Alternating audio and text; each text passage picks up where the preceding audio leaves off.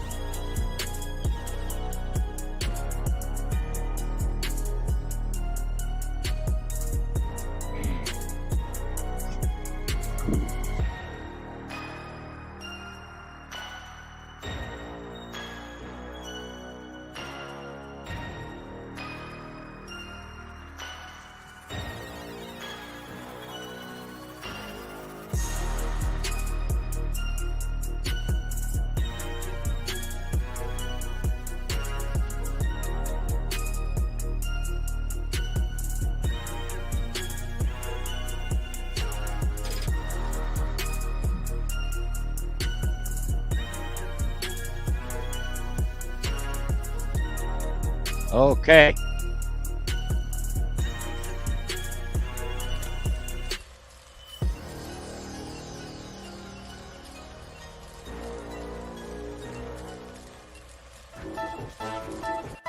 What's up, y'all? This is Ifeatu Melifonwu, safety for the Detroit Lions. And I just want to take some time out to give a big shout out to Russell Wayne and Main Event Mike from the Detroit Lions Villain Squad. It's a fan page and a podcast. And I just want to say I appreciate the support of me and my team. And I encourage everyone to go check out their podcast and check out their fan page. Go Lions.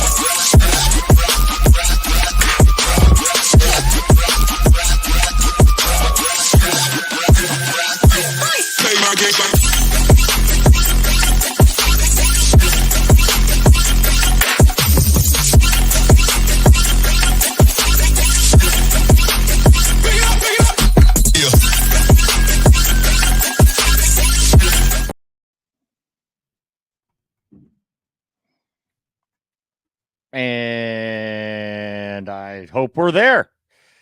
There I am. Hey, everyone. Welcome to the Main Event Podcast Show. It is I, Main Event Mike, your host. We're here talking about free agent frenzy. It's been a frenzy as the legal tampering period opens today for the NFL. A flurry of transactions going on and on and on all day long. I wake up this morning and the first thing I see, Russell Wilson is a Pittsburgh Steeler. The next thing I see, Graham Glasgow re-signs with the Lions. Yay! What a great move. Russell Wilson is a zero-risk signing for the Steelers. Graham Glasgow re-signs a 3-year, $20 million deal with the Lions. And that was just how my day started, folks. And then after that, I learned that Jonah Jackson has been lost by the Detroit Lions. You know what? Somebody wants to pay him $17 million. You go ahead, Sean McVay. $17 million. We lose Jonah Jackson, but we retain Graham Glasgow, and we pick up a corner. This just broke less than an hour ago. The Lions trade for cornerback Carlton Davis from the Tampa Bay Buccaneers.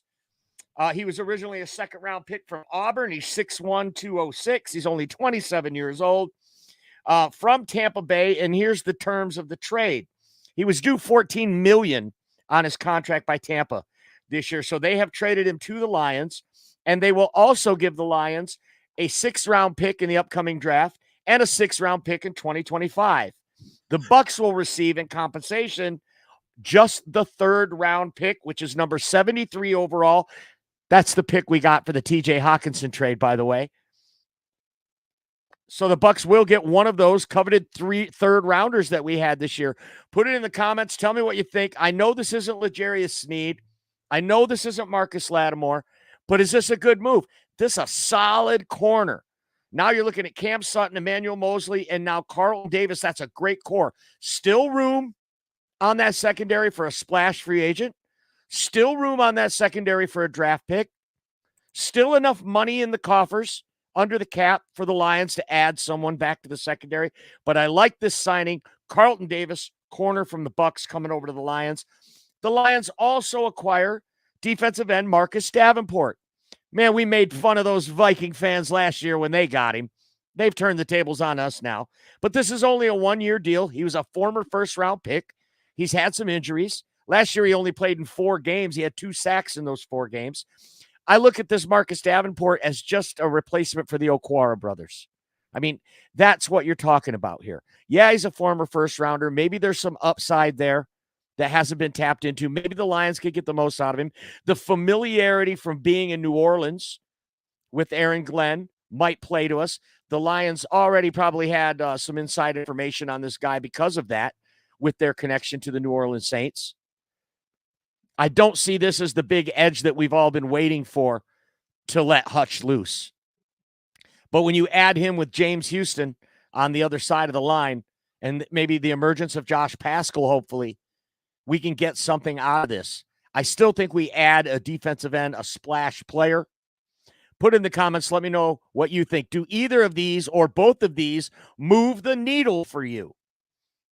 Brad Holmes tipped his hand, said, we're not going to make a big splash in free agency. We don't try to win in March. All the moves we make are to win in December.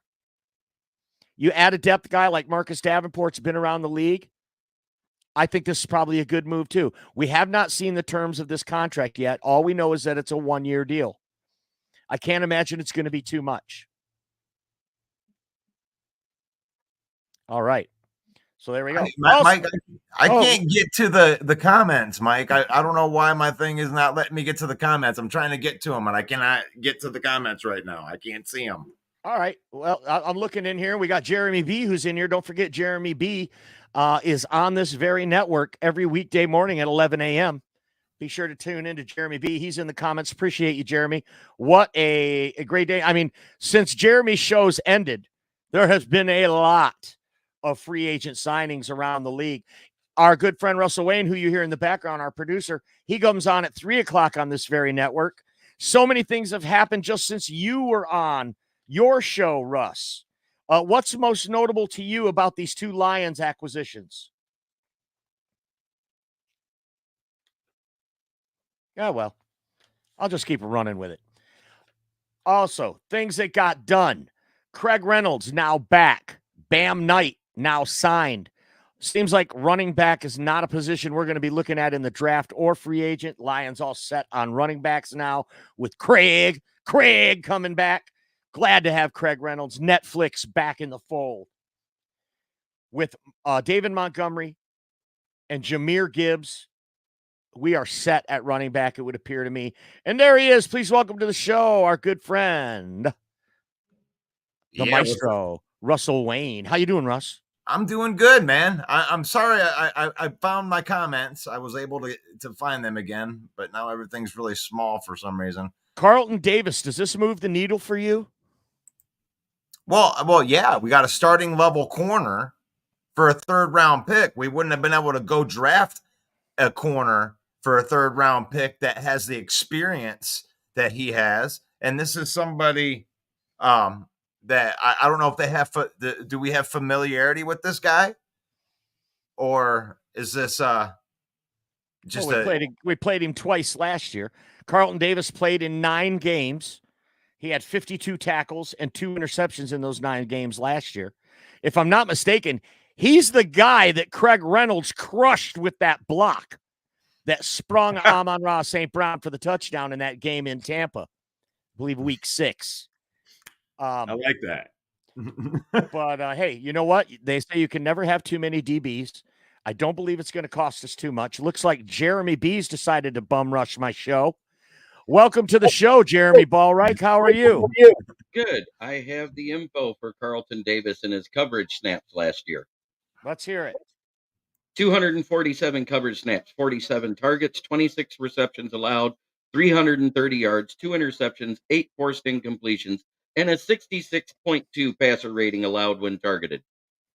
What's your assessment of this deal for the Lions? He did better than Sutton. That's not the question. Does this move the needle? Does this move the needle for you, Jeremy? It moves the needle that we might not be addressing another corner in free agency. We might be going to the draft for the other one. It's a better option than what we have on the roster. We know we signed the 1 knee deal with Mosley, and we don't know what we're going to get with him yet. So I like it. It's a good move. And my co-host, Dan Leonard, actually said something about it last Friday that we should try for this guy because he's a great zone corner, and we run 78% zone. So you're thinking that this deal might – did you get any of the contract details, what it's going to end up costing us? I know he was due $14 million in Tampa, so that's what we got to pay. That's what we got to pay, but I'm quite sure they may be talking about an extension to move some of that money around. Okay. Maybe get it a little cheaper because he's not that true CB2/CB1 style of paid guy. Maybe get him down to around 11 or 12 million, which makes it more palpable. So we're paying Cam Sutton $11 million a year, and he's a solid CB2. So now this guy, if you're going to end up paying him 14.8, he's going to be our CB1 by proxy by the salary, wouldn't you say? Yep, and also the 2.1 million for Mosley with 1 million guaranteed. The only thing I don't like it is the million guaranteed. So we're already a better team after today than we were yesterday with these 2 signings. Would you agree? Yes, and you're exactly right about the Marcus Davenport thing. It's because we don't have both Aquaras on the team anymore. And he's probably maybe getting that amount of compensation between the two. Because last year, Romeo Aquara, when he restructured his contract, only made $2.1 million. The rest of that contract got put forward to this year and next year. So we're eating $5 million a year on Romeo still. I think he's probably going to get that 7-8 million right around there. In your opinion, Jeremy, are the Lions done in free agency now? No, I think we're still. I have the target list here from Al Karsten, the football guy, Al, that works with Jeff Risden and everything else. Potential remaining targets for the front, just for the front line. At nose tackle, DJ Reader, and I'm going to say the next one because I actually called for this guy last year, Sheldon Rankins, who can also play DT2, Daquan Jones, Raekwon Davis, and Greg Gaines. The thin room, others or the next tier of the lower level guys is Mo Hurst, Nevin Gallimore, Javon Kinlaw, Ashawn Robinson, Bilal Nichols, Sebastian Joseph Day. At edge, we're looking at Zadarius Smith, but that's off the table because the Browns re-signed him. Jadeveon Clowney, Calais Campbell, DJ Wana, Mike Dana, Derek Barnett, and we signed Marcus Davenport. So we might be done in edge. Mm-hmm, mm-hmm. But And still a lot of big names left in the corner market, and even a few along the offensive line. Anybody there you think the Lions might be targeting? I wouldn't mind if they brought back somebody who was the best interior guard for the Jets last year that's a free agent right now, Laken Tomlinson. He's been to a Super Bowl. Mhm. He's not going to require top level money. He's going to be at that $10 to $12 million a year. Mm-hmm. A guy the Lions originally drafted. Yeah, and Mayhew traded to the 49ers so he could get his assistant GM job. Mm-hmm. And I'll tell you, that's one thing we didn't mention about Carlton Davis, also a Super Bowl champion. So that brings a little bit of championship pedigree to that back end of this Detroit Lions defense. That might make a difference as well.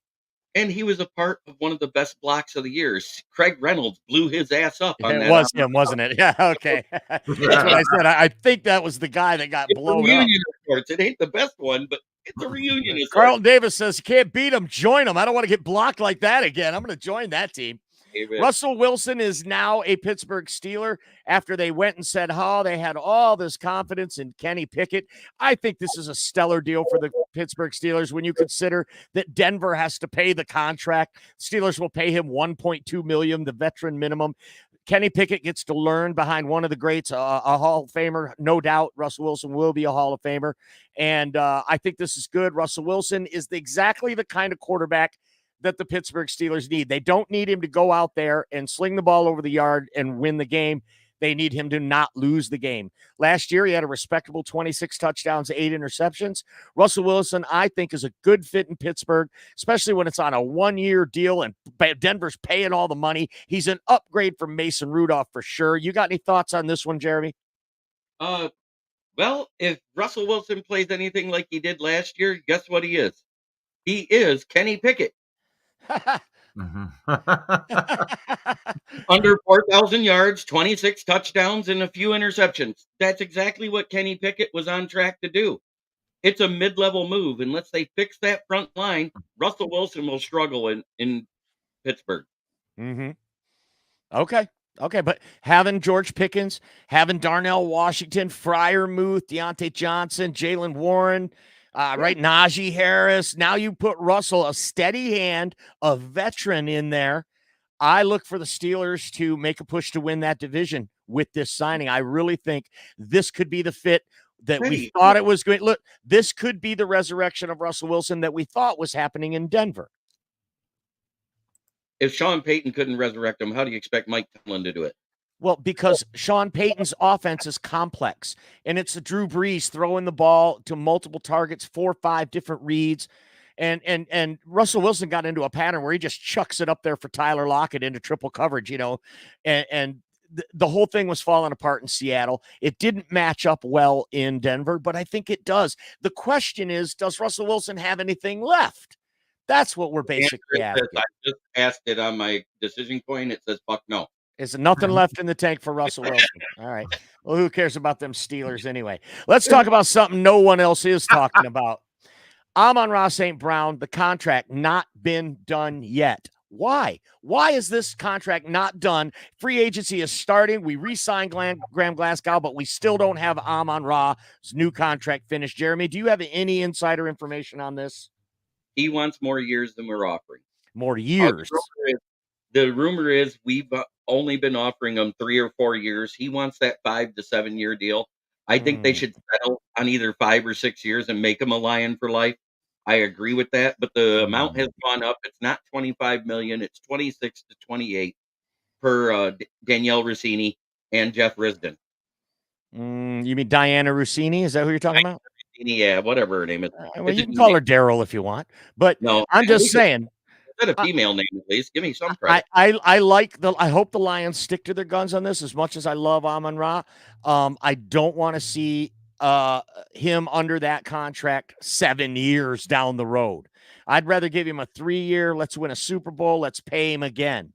It might end up costing us less if we were to do that 7-year deal now, but that's a risk I'm just not worth taking. Those are the kind of contracts and the kind of moves that the Lions would do in the past and hamstring this organization. I don't see Brad Holmes doing it. Do you think that's something that Holmes will cave in on? I think they will. I think they're going to have to because Amon-Ra has said repeatedly he wants to be a Lion for life. Mm-hmm. He They said it all say that. repeatedly. No, I mean, he's one of the guys that actually means it, says it on his own podcast, says it in every interview, says it everywhere he is. He wants to be a Lion for life. Mm-hmm. And let's give a little rest of peace for the fan that Amon-Ra met with right after the Minnesota game that made it so he in honor of him, he dyed his hair blue. He passed away over the weekend. One of the biggest Lions fans ever at 76 years old, fighting cancer. Mm-hmm. Yeah, definitely. Rest in peace, Mr. Benjamin, and to your family. And from all Lions fans, we know exactly how you feel. It's a shame we weren't able to get to that Super Bowl last year before he passed, for sure.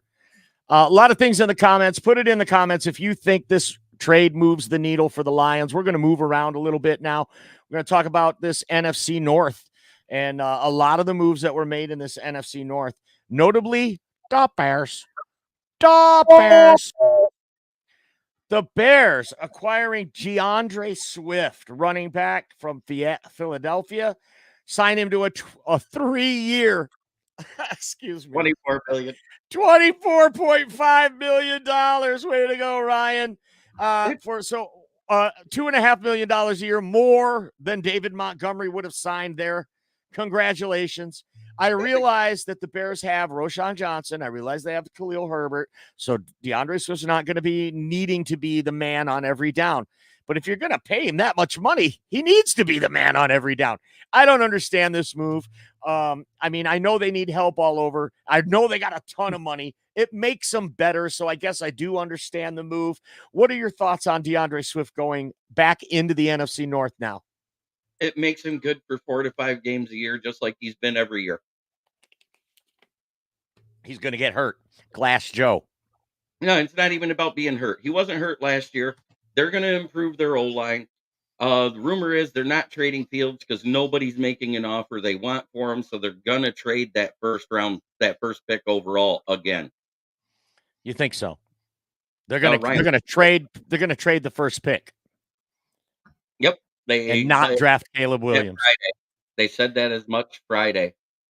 And they're not going to draft Caleb Williams, and they're going to run with Justin Fields. Yep. Okay, you heard it here first, folks. That's Jeremy's opinion. I am of the opposite opinion. I believe they 100% will keep that pick, and they will draft Caleb Williams. Anything else that they said is a smokescreen because Ryan Poles is putting this thing together. He'll bring in a veteran to back up the rookie that he drafts. And I think they're going to part ways with Justin Fields. But now that Russ Wilson is in Pittsburgh, now that Gardner Minshew is in Las Vegas, and now that Kirk Cousins is in Atlanta, you're starting to look a lot more right, Jeremy, because all the potential landing spots for Justin Fields are filling up. Yep. And the Bears are going to be stuck with this guy again. And in that case, I think you're right. They would have to keep him, trade the pick, get as much as they can out of this draft. By trading that pick, they can get a haul with multiple first-round picks for that pick. One of these quarterback-starved teams will trade out and give them future capital as well. So I see where you're going with it. It just is a hard pill for me to swallow if I'm Ryan Poles to pass on another generational quarterback coming out in the first round. Minnesota also signed their Pro Bowl corner Jalen Johnson to solidify their defense and keep him there. That was a great move. Mm-hmm. They're making moves out there in Chicago, and you've got to admire it. Minnesota Vikings in this division. Minnesota, what are you doing? I don't get it. All indications and all reports are that Minnesota made a very hard push to keep Kirk Cousins. However, we talked about this at length last year, Jeremy, when before the Achilles injury, Kirk Cousins' agent went to the Vikings and said, hey, let's extend him now. Let's get this done now. And the Vikings said no. Right. And the rumors were that Cousins was pissed about that. Then the Achilles injury happens, and you're like, oh boy, now what? Now Cousins has lost all that leverage. He still practically carried that team on his back last year. He's still a viable option. He immediately becomes the best quarterback in the NFC South by joining this Atlanta Falcons, who have a very good roster. They have a new head coach in Raheem Morris, who used to be a coach in Washington when Kirk Cousins was the quarterback there. So he knows exactly what he's getting. New offensive coordinator Zach Robinson's got a solid NFL pro passing quarterback, and they've got all their primary weapons on rookie deals with Bijan Robinson, Drake London, and Kyle Pitts. The only question is Kyle Pitts going to give up number 8 for Kirk Cousins to wear it? That's all I want to know. So that's probably not going to happen. So now the Vikings, they signed Andrew Van Ginkel for $10 million, a good linebacker, young, good linebacker coming from Miami. I'm sure that was driven by the Brian Flores time there in Miami. I like that. They also got Jonathan Greenard from the Houston Texans. So that's great. That's wonderful. But you still don't have a quarterback. And what are you going to do with Danielle Hunter? You're not going to sign him now. You just gave all Danielle Hunter's money to Greenard and Van Ginkel. Yeah, Hunter's a free agent. He's out there on the list.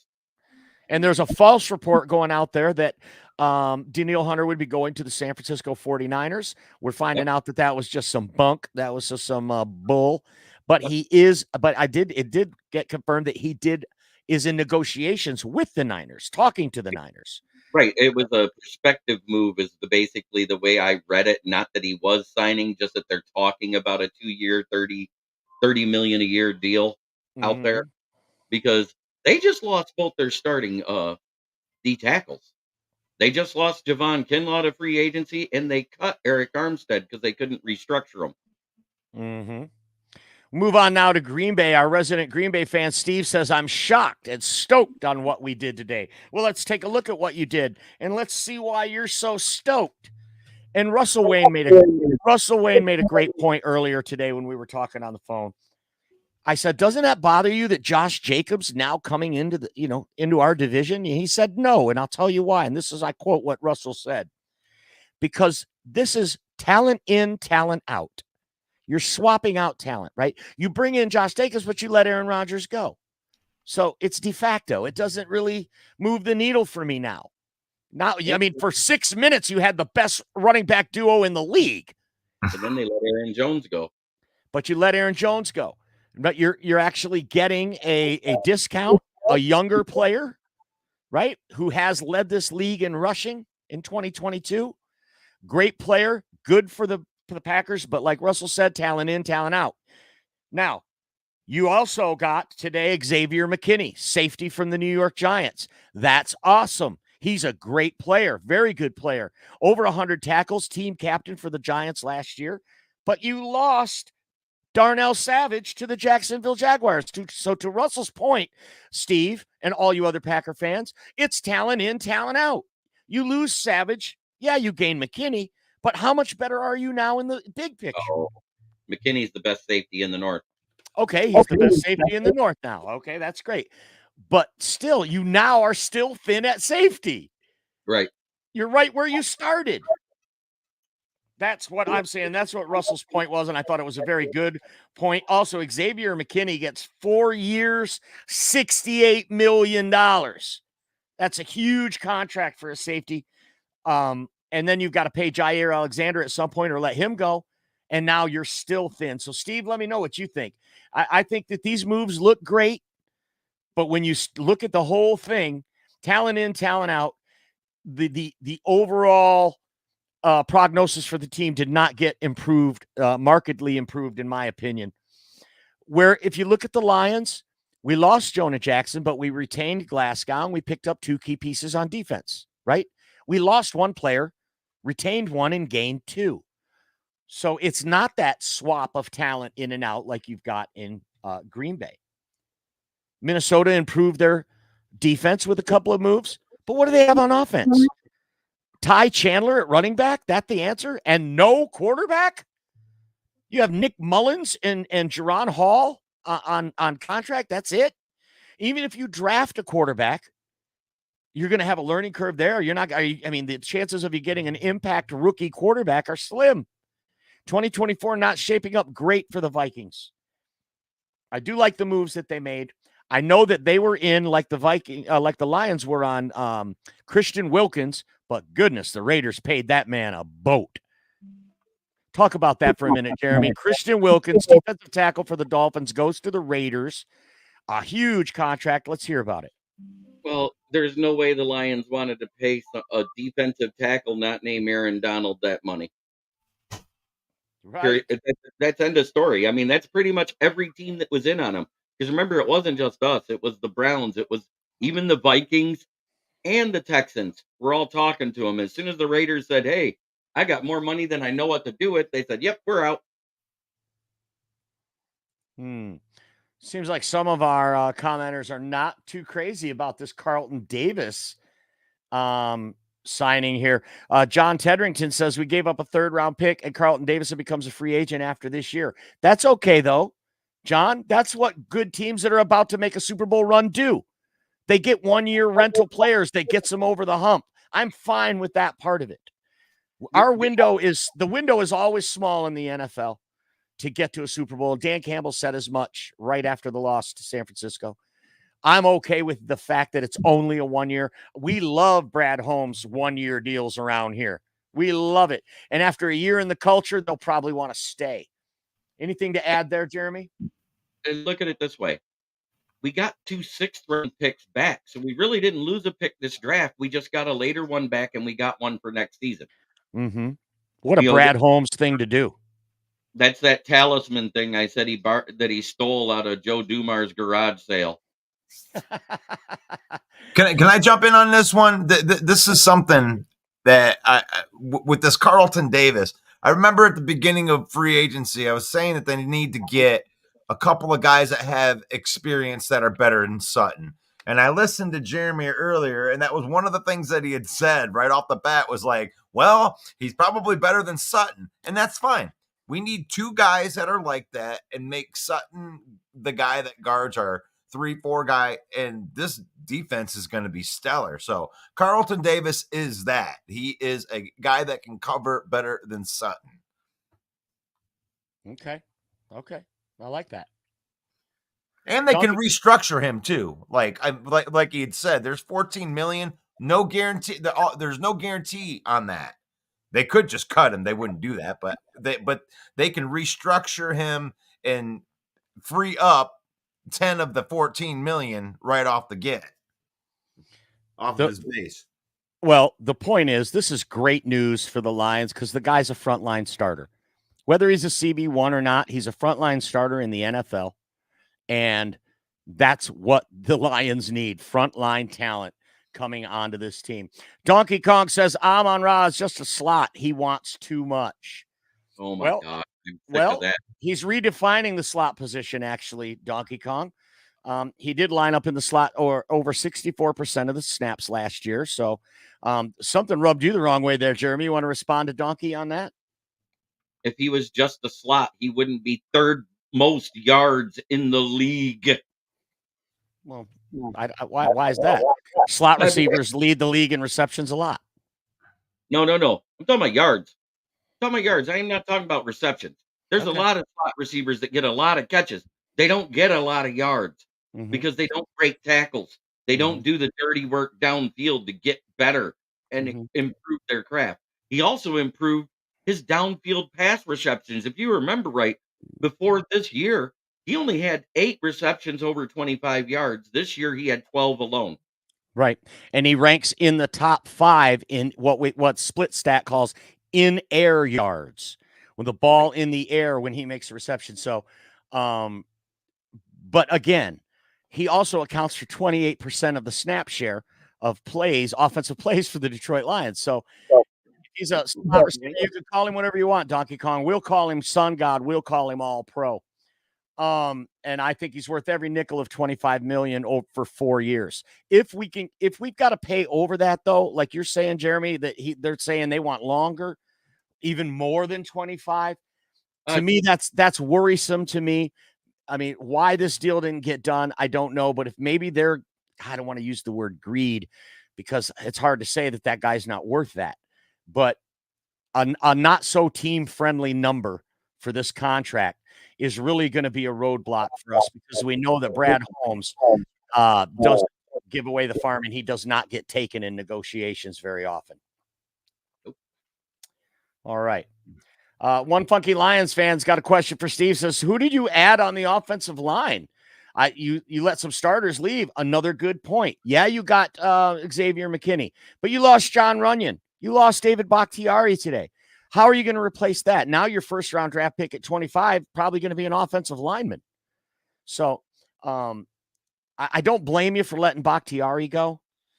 He'll probably go to the Jets. Watch. Yeah. Because he was the best man in Aaron Rodgers' wedding. Steve says they've got depth there. Rasheed Walker's the left tackle and Sean Ryan is the right guard. Well, okay, there. He says there is depth. All right. So, let's talk about some of these others that happened today. There were so many. Tony Pollard, running back for the Dallas Cowboys, goes to Tennessee. 3 years, $24 million, an $8 million a year running back, Tony Pollard. Do you think he's an $8 million a year? Russ, we'll kick this one over to you. Is Tony Pollard worth $8 million a year unless your name is Greg Rice? Yeah, if you're Greg Rice, then probably that's about right. But no, I don't think that you want to pay any running back. I mean, really, I thought David Montgomery came at a little bit too high, but we like the production out of that. But it's like, you don't want to pay, have these guys taking up a big chunk of your salary just because they get injured so easy. Mm-hmm. John Kapler is complaining about what Brad Holmes has done over the past 3 years here. And I want to say one thing. Every year we got better and one more with those guys you're complaining about. The inbred we trust clowns. Well, the inbred we trust clowns, the ones that trust them, got taken to an NFC championship for the first time that I've seen it. So there's that. All right. Well, I'm going to stay on track here. Tony Pollard to Tennessee. What do you think about that, Jeremy? Oh, I think that's a bad move because Tony Pollard's been steadily getting worse every year. Zeke hasn't been a part of the Dallas Cowboys, and they don't have a Zeke type back because they let Derrick Henry go. He's going to struggle there, and they've got offensive line problems in the run game. Are they overpaying him at $8 million per? No, not really, but I do have the contract details on Marcus Davenport. It's a 1 year deal, awesome. $10.5 million. Say it again. One year, $10.5 million, right where I said it would be. 1 year. Where did you say that, Jeremy? I said he's going to be a mid-level starter. $8 to $12 million is what I said right away on that. All right, show. I believe you. You're usually right, so I'll give you that. And Dave Wilson in the comments says, and less than average defensive end and a cornerback with a PFF grade of 58. Not the start to free agency I was expecting from the Lions. Hey, can't argue with the facts and the stats. I would definitely say Marcus Davenport has performed less than average. And a cornerback with a PFF grade of 58, if that's what Carlton Davis has. I don't have a PFF subscription. If you do, and you're telling me that's what it is, I'll believe it. But look, not a lot of money spent there either, Dave. So it's not like it's 20 million. It's not 21 million. L'Jarius Sneed, 19.8. He's still out there. There's still some good corners out there. Dory Jackson's still out there. Stephon Gilmore still out there. Free agency hasn't even started yet. So I'm happy with this start for the Lions. I understand what you're saying, Dave, because and one of our people here, Russ, said that somebody sent us in Messenger a side-by-side comparison of Jerry Jacobs and Carlton Davis. Something I would definitely be interested in seeing. Do you have anything to add to that, Jeremy? No, it is what it is. You know what? He's an upgrade from what's on the roster. That's all I said. Mm-hmm. And we actually made moves on day one of free agent tampering period.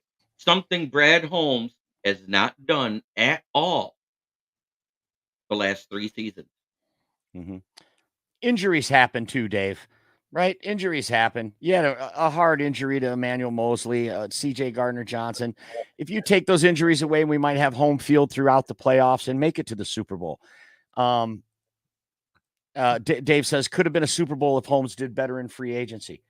You can't pay everybody. And he had more cap room this year than he did last year. And I think he took this job so far behind the 8 ball as far as being over the cap. He's done incredible with what he's done so far. The guy's practically a wizard. It's a cop-out to say that, don't you think? I think so, Russ. I mean, whatever reason I think is the reason that they didn't do it is the reason they lost. It's like, I think like in Brad We Trust is the reason that they went as far as they did. They had so much depth at every position. They didn't maybe not have these star players, but these guys are the guys that are going to come in when the main guys get injured. That's what they're here for, is the depth, so we don't lose. It's not such a drop-off. Mm-hmm. Look at it this way. Is Davenport better than Romeo Okwara? On accident. I don't know. I feel like they're the same player. They might be. I know that Davenport's younger. Mm-hmm. Right. I know that Aaron Glenn has coached him before. Mm-hmm. Fred says free agency hasn't even started yet. The fire is kindling, not smoldering. Good point, Fred. Let's temper it. Let's pump the brakes a little. It hasn't even started yet. And we've already made our team better with 2 kind of what I would call minor moves. These are minor moves. Go ahead, Jeremy. What are you going to say? And also, don't forget, on top of the big names you named, there's Steven Nelson, who has Super Bowl experience with the Chiefs out there. There also is Kendall Fuller, who's somebody that everybody else has said that they would love to see on the Lions. There's guys out there to be had for less than L'Jarius Sneed wants. Mm-hmm. Mm-hmm. So are you all on board with the Lions paying $20 million and getting L'Jarius Sneed? No, I'm out on that. Okay. I don't like that because you got to give up draft capital to get them. I agree. And that's I made a nice take. You can find it on our Facebook page. It's Lions Villain Squad, or you can find it in our group. It's Detroit Lions Main Event. Follow the page and join the group. Please join the group, join the conversation. I put out a take about L'Jarius Sneed, breaking it down, why I didn't think it was going to happen. And spoiler alert on that take, Jeremy, I kind of agree with what you're saying there. And only because these 2 general managers are the tops. Brett Veach, Brad Holmes, these are with Howie Roseman and Mickey Loomis, these are the top guys in the entire league. Shrewdest negotiators in the league. And for them to come face to face, they say, it's a good deal when both sides are disappointed. And that's what it would take to pull this trade off. Neither one of these guys is going to let the other get the best of them. The Chiefs are prepared. If they don't get the right offer, they will keep L'Jarius Sneed and be right back here again next year. Troy says the Sneed talk is dead after the Davis pickup. I disagree there. It doesn't mean that Sneed still couldn't come here. It does not mean that at all, because we still have plenty of cap room even after you sign the rookies. Isn't that right, Jeremy? Yes. You take out the $18 million on an average. That's what they say is your rookie draft capital cost every year. Mm-hmm. It's $18 million off the top. Roughly. So roughly. It could be a little less, a little more, depending on what you have. So what do we have right now left? It's $31 million according to what this says. So you take out the 18, we still got $13 million. So yeah, we're probably not getting Sneed. We're probably not getting any of those top tier guys. We're going to be going for the second tier guys. But once again, we did these things on my show where we're looking at this base salary and no guaranteed money. I do think that something's going to happen here, even if it's just a 2-year extension right there to move some of this base salary. I mean, you could convert that entire thing, that you can convert all of the base salary to signing bonus, and they could actually free up make it $1 million for this year. They can do that. And right, and Jay Andrews here in the comments says nowhere near 18 when you have the 29th pick, probably closer to 10. And I was waiting to say that 18 million is where the Lions usually are at, picking near the top. Yeah. But at 29, that's going to free up a few more million, and we could get in that 19 million range and get L'Jarius Sneed. I don't count it out yet, guys. Brad Holmes is a wizard. He could find a way. If that's the guy he wants, I think he'll find a way to get it. But I do understand everything that you're saying there, Troy and Jay. So I appreciate the comments. Put it in the comments. Let us know what you think. Any of these free agents move the needle for you that makes the biggest splash, the biggest impact just on the first day of the legal tampering period? Kendall Fuller still out there, corner for the Washington Commanders. He could be a guy that the Lions are targeting. He's not going to command 20 million a year, right? Whether they're projecting him at 14 to 15 for Kendall Fuller. Stephon Gilmore, I was in on this, but he's 35 years old. I'm not sure. Chidobe Owuze, he signed today. Where'd he go? Titans, didn't it? Wasn't it? Titans. Yeah, I think it was Titans. Yeah. They're making moves, but they haven't done anything. The biggest thing that we did was keep Glasgow. That means that we only need one guard in the draft. We don't need one in free agency, really. I don't know if we're going to take a swing in free agency because as the cap starts to dwindle like that, you can't really afford a starting caliber guard. So we're probably going to get one in the draft, probably in the first or second round is what I'm thinking, especially if all the good DTs and CBs are gone right off the rip. Don't be surprised if a guard and everybody Dave Wilson here is hoping what you're hoping for, Jeremy. DJ Reader from the Bengals coming to the Lions. You're shaking your head. No, I know you loved this pick before. Tell me why you don't now. Because he's a true nose tackle. He's never played DT2. I would rather take the guy just below him, Sheldon Rankins, who we're also supposed to be targeting and talking to, who's actually played DT2 for the Texans this past year, and they had quite a successful season. Dalton Risner got signed today, too. He got signed by the Vikings? I don't know who he got signed for. The Vikings did not retain him. He was a great waiver wire pickup for them last year. Troy says Eric Armstead a possibility, the defensive tackle for the Niners being released on today on the first day of tampering, that he will be designated as a post June 1 cut. So he's a big body inside, a productive player on the nose. Is that somebody you think the Lions might be able to handle contract-wise? Contract-wise, you're probably – it depends on how much guaranteed money he had left on his contract this year. Because if he has any guaranteed money that the 49ers are paying him, then you're going to get him at a lesser market value. If he doesn't, he's going to be up there at that upper level of DT pay. And I don't think that works. Brent says he doesn't see it happening. There's so much good draft picks. Someone in the defensive tackle or edge will fall to us.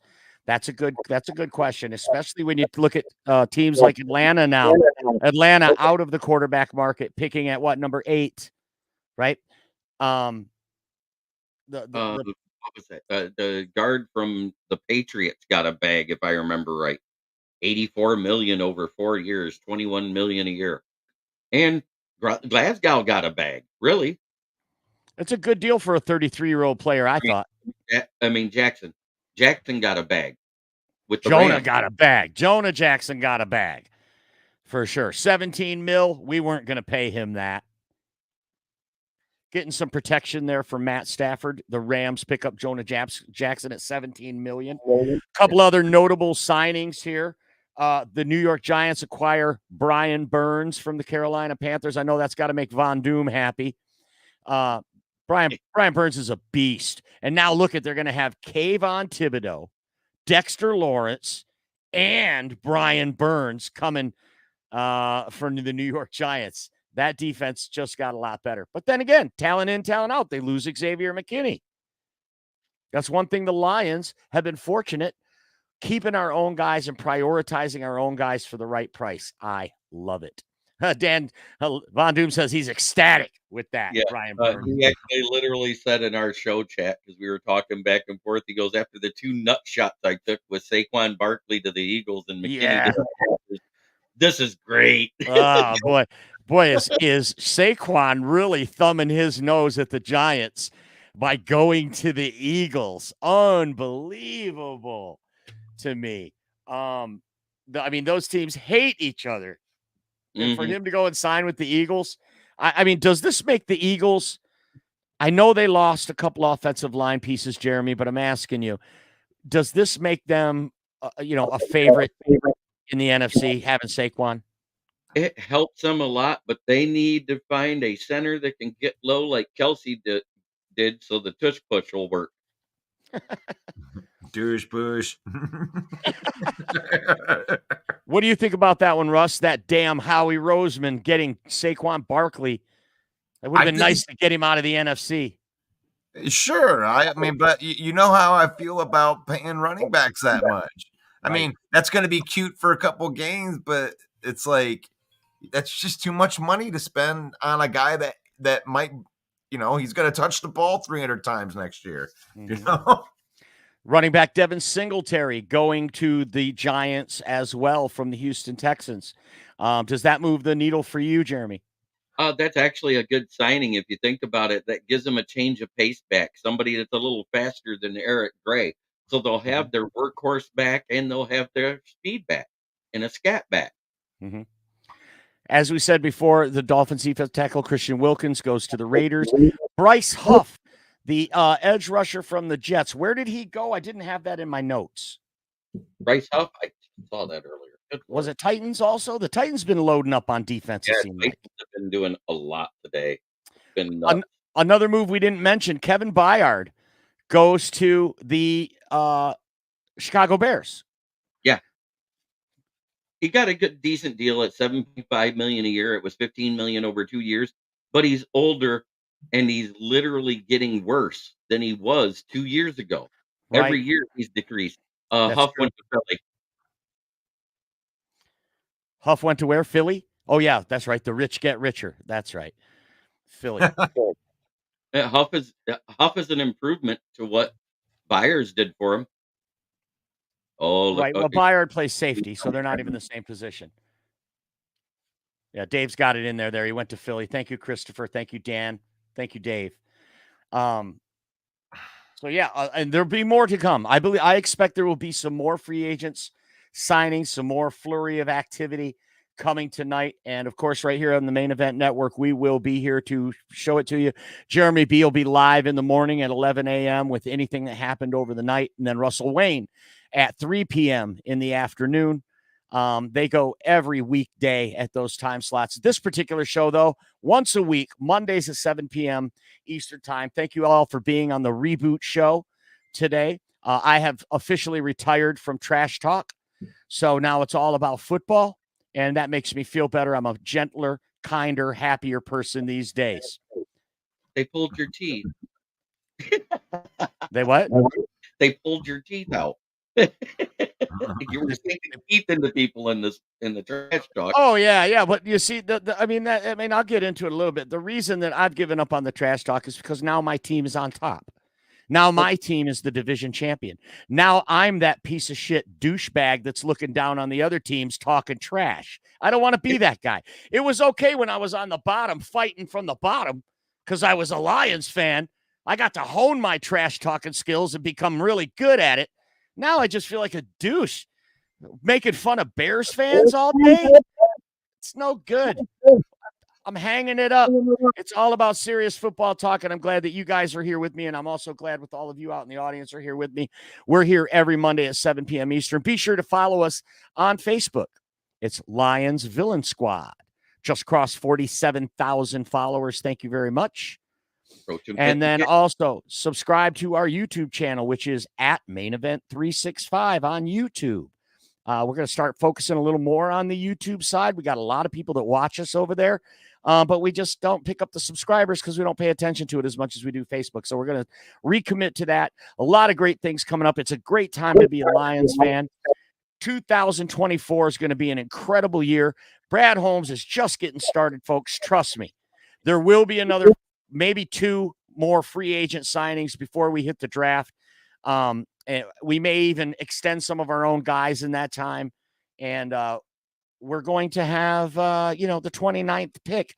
None of us really expect the Lions to stay at 29. Jeremy, I'm just going to ask you quickly. Do you expect the Lions to stay at 29, yes or no? No, I expect to trade back, actually. Okay. Russell, yes or no, do the Lions stay at 29? No. Whether they move up or down, they're not staying there. Not one way or another. They're not staying there. Right That's on. I agree. Go ahead, Jeremy. Mondays, don't forget, at 9 p.m., we do mock draft Mondays. We have a lot of fun. A lot of the guys come in and they watch us. And we may stay at 29. It really depends on who's there when the clock shows up. Like I said, if there's a guy like either Jackson Powers Johnson, Graham Barton, or Cooper Beebe available there. Also, you got Byron Murphy, one of the top defensive tackles. Devondre Sweat has dropped. He should be there at 61. So if you want him, but Braden Fiskey may be there at the back end of that top round, who had one hell of a combine. Yes, he did. Did you see that? That clip of Jackson Powers Johnson pushing the coach off with one arm, knocking him down? What a strong kid. Listen, it can't be understated how big the Graham Glasgow signing is. He plays all 3 positions on the interior offensive line. That's one thing. His number for a 33-year-old player, 6-year, $6 million a year for 3 years. That's a good deal. It's a good deal for him. It's a good deal for us. And I get to 9.5 million guaranteed. So that's a beautiful deal. Yes. $3 million a deal is what it breaks down to, people. Yes, and the most important component of this is Frank Ragnow, the all-pro center, who has an inoperable turf toe injury, which is the most extreme turf toe injury you can have. It is inoperable. There's not enough living tissue around there for them to surgically repair it. He's going to have to play the rest of his career through that. Last year, he was in excruciating pain every game, and he played through it, every game that he played. Graham Glasgow was there to fill in at center, and that's huge. Got a rapport. There were some exchange fumbles, though, with him and Goff. That's a little concerning. Hopefully they can get that worked out. But just having his versatility along that line, having a quality frontline starter at 3 potential positions, that's huge. And losing Jonah Jackson now makes it even bigger that Graham Glasgow's still in the fold. So good job to the Lions and Brad Holmes for keeping Graham Glasgow in the house. Yep. Jonathan says we should draft a center. Yeah, that Jackson Powers Johnson, I would like that pick. If that was our first round pick, even though we need so much defensive help, can you even justify a offensive lineman pick ahead of defense in this draft, Jeremy? Yes, because a guy like JPJ and Graham Barton, they're just like Graham Glasgow. They play all 3 interior O-line positions. Frank Ragnow was the same way, if you remember right. When he was at Arkansas, he played all 3 interior O-line positions. So he played guard for us. And he played guard for us his first year. Mm-hmm. Mm-hmm. It's a move to grab somebody like that. Look at this great graphic the Maestros pulled up here of Jackson Powers Johnson. Awesome. 6'3", 330 pounds, really nimble feet. He's really smart. He calls all the offensive alignments in that high-powered Oregon offense. This would be a great guy, I think, for the Lions to bring in. And everybody prediction, every mock I see, this guy's gone. Mm-hmm. But I want to say, last year, Tyler Linderbaum, same thing. He was available in every mock. But he went before they projected him because of teams that wanted a center. He was the best center in the draft. And Jackson Powers, I guess we'll just call him JPJ from now on. JPJ is the best center in this draft by all accounts. And I would not be surprised if he's gone. But the guy that actually has more versatility than either one, the only position he doesn't play as center is Cooper Beebe. Okay. He plays left tackle, left guard, right guard. Mm-hmm. Mm-hmm. I love it. So any one of those 3, I'll be good at. If they fall to 29 and all the other defensive stars that we were talking about that had first round grades is gone, any one of those 3, I'm happy. Mm-hmm. because of what it means for this team. Absolutely. And Deion Dawkins released today. That's something that went unnoticed. The left tackle from the Bills. I heard he signed a $60 million contract. That first he said goodbye, and then they signed him, and he put out another tweet that said, "What did you guys think? Psych, I was not going nowhere." Well, it was about an hour. About an hour that was Be up. careful out there, guys. Check your sources, because some of these internet trolls, they love to just put out false information on purpose and get everybody in a tizzy. Here at the Main Event Network, and I know Jeremy Ballreich specifically tries to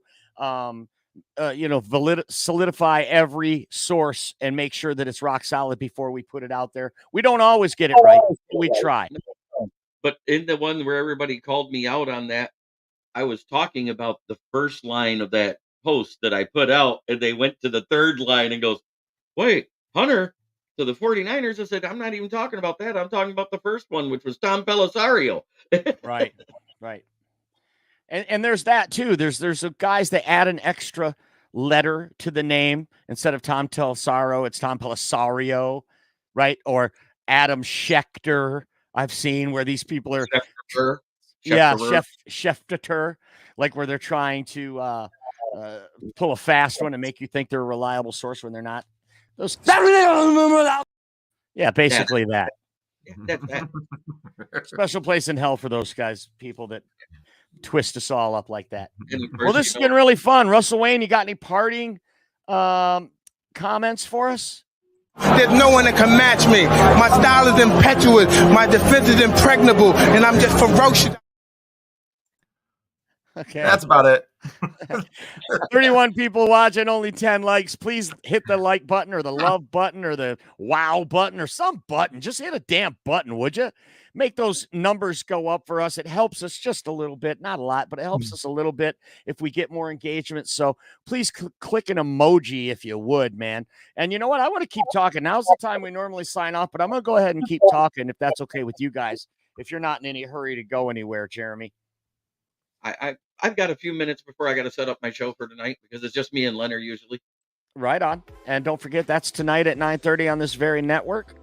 It is Jeremy Ballreich with Von Doom, who's a Giants fan, which is strange. By the way, Von Doom, if you're still in there, don't forget, folks, the 3rd annual Villain Squad Draft Day Special is coming on April the 24th, first day of the draft. Is it 24th or 25th? I can't remember. It's that. Is it Thursday the 27th at 8 p.m.? We will be going live for the entire draft on this network. If you're at work and you can't watch the draft, if you're, whatever you're doing, you're babysitting the kids, whatever you got to do, and you can't watch the draft the whole time, you can always pop in over here. We will be going live the entire time of the draft on this network. Either myself or Jeremy or Russ, one of us will be on here talking about it. Last year was incredible. Brad Holmes trades up and takes Jahmyr Gibbs with the 12th pick, and Russ and I's jaws hit the floor, and we were speechless literally for about 30 seconds. We didn't know what to say. Our little dinky brains could not wrap around what Brad Holmes had just done.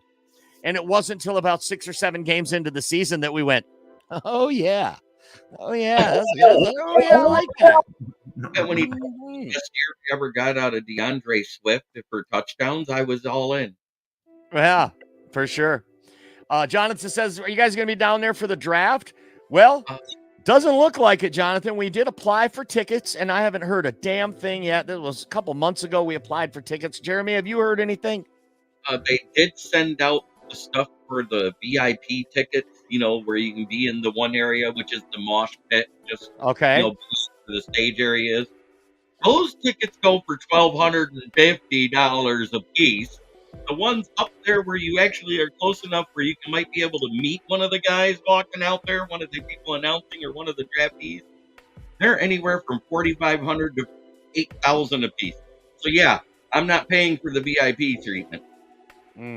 Well, we applied for free tickets and we haven't gotten any yet. So we are planning to go live for the draft. However, I will answer your question there, Jonathan. If we get tickets, Russ and I will be down there it'll be historic, the NFL draft in downtown Detroit. We're not going to miss that.